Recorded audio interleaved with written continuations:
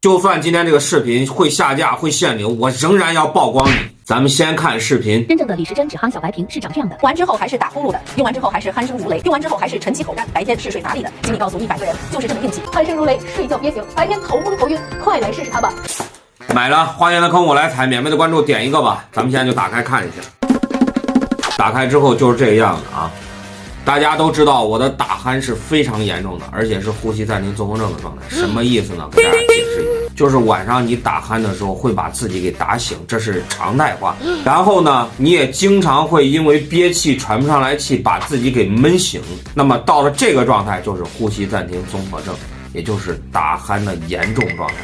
其实这个呢，我是最有发言权的，因为大胆呢，因为打鼾这个原因呢，自己在一间屋子里面已经睡了将近快7、8年了啊，就是因为经常会影响到别人的休息，所以我只能自己睡一个房间，然后就因为这个打鼾的原因。咱们在测试之前呢，我也让摄影小哥给我录制了一段平时我在午休的时候打鼾的一个状态，大家先看一下视频。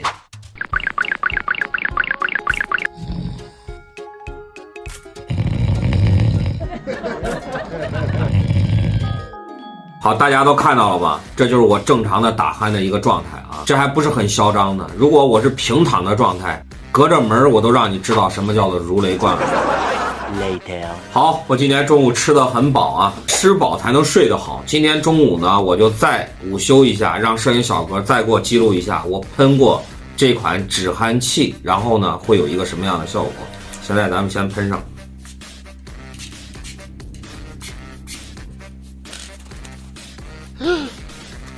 非常凉啊，感觉鼻子呢瞬间呢整个呼吸道全部都通了。那这个确实会有利于咱们不打鼾。行了，咱们现在就睡起来，让等着摄影小哥来给我记录。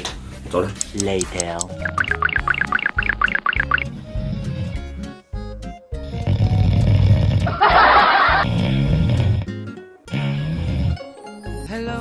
好，已经睡醒了啊，很舒服。但是呢，我看了刚才的打鼾视频啊，怎么喷了之后比没用之前打鼾声音会更严重、更响亮呢？